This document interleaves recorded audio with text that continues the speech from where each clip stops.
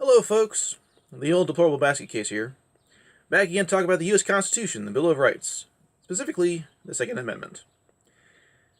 Now, if some of you were waiting for me to go full-blown deplorable, this might be your chance. Amendment 2, the right to bear arms.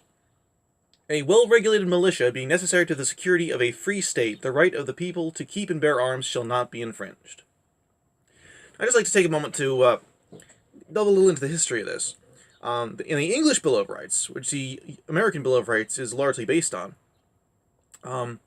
the right to bear arms is stated as being for personal defense, whereas here it is stated as being a matter of national interest.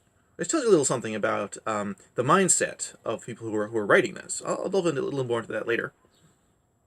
Now there are certain people on a certain side of a certain argument who hold that the inclusion of the word militia means that the Second Amendment applies only to people who are enlisted in a government-run militia, like the National Guard, which is kind of ridiculous, especially considering that the paragraph ends with, "The right of the people to keep and bear arms shall not be infringed." The people, not members of the militia.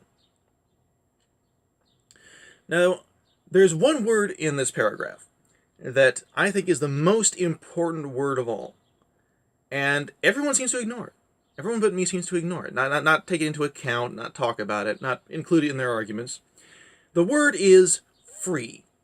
A well-regulated militia being necessary to the security of a free state. Now, everybody knew that a regular army is better at fighting a war than a militia, no matter how well regulated. They'd just been through the Revolutionary War. People had seen militia and regular soldiers fighting side by side. Everybody knew that. But a regular army, as much as it was very good for the security of a state, was regarded as being an enemy of a free state. You see, throughout English history, delving into history again, a regular army was viewed as a tool of a dictatorship. It was regarded as a requisite for a dictatorship to form. They'd seen people forming in other countries. They'd seen people raise regular armies and turn them into absolute monarchies over and over again. And then Oliver Cromwell came along and founded his regular army and turned England into a military dictatorship. So Americans inherited that. Inherited that hate, that distrust, even hatred of a regular army.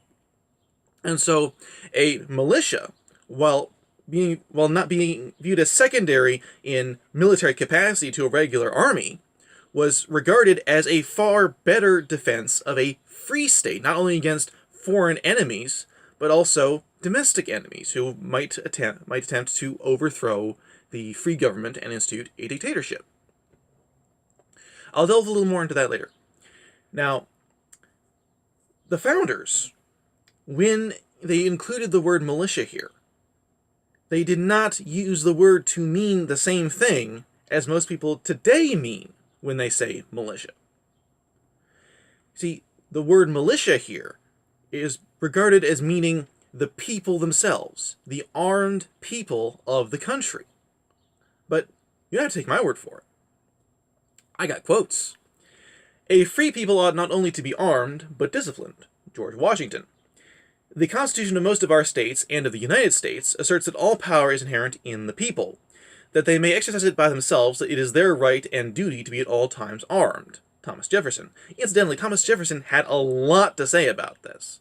This is just one quote. I could just make this whole thing of Thomas Jefferson quotes, which is kind of ironic considering that the party he founded spent so much time and effort trying to take away people's right to bear arms. But I digress. "To disarm the people is the most effective way to enslave them." George Mason. "I ask, who are the militia? They consist now of the whole people." Again, George Mason, because two really good quotes.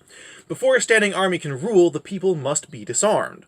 The supreme power in America cannot enforce unjust laws by the sword because the whole body of the people are armed." Noah Webster.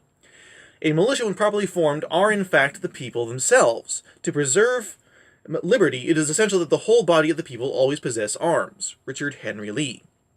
The right of the citizens to keep and bear arms has justly been considered as the palladium of the liberties of a republic, since it offers a strong moral check against the usurpation and arbitrary power of rulers, and will generally, even if these are successful in the first instance, enable the people to resist and triumph over them. Joseph Story. What, sir, is the use of a militia? It is to prevent the establishment of a standing army, the bane of liberty. Whenever governments mean to invade the rights and liberties of the people, they always attempt to destroy the militia in order to raise an army upon their ruins. Elbridge Gerry. Now, just in case you think this is an exhaustive list of quotes, you're wrong. Okay, I listed a bunch of quotes, and then I cut the list down. And then I cut the list down, and then I cut the list down again because of video length and uploading time. I'll include a much longer list of quotes in the comments below. But even that is not exhaustive, okay? I did not rush out, take any quote I could find that is remotely applicable and shove it in an attempt to justify my position. No. These people felt very strongly about this, and they talked about it a lot. So, the right to bear arms was also regarded as a duty to bear arms. And this is borne out, not just in quotes, but also in actions, in laws that were passed, like the Militia Act of 1795, which required all citizens of the USA to be armed. So that's my point. That's not just my point. That's what I have to say about this. A little of the history behind it, a little of the context, a little of the language that was used. I hope that I've talked about things that maybe you haven't heard before, so you learned something. If you haven't learned something, I hope you found this to be at least entertaining. If you have anything to say about this, whether you agree with me or not, please comment below. I like to hear what people have to say, whether you agree with me or not. Make a movie. Let's have a debate. Talk about it. Like I discussed in the First Amendment video, free speech is important. Like, share, subscribe, and have a good day, and God bless.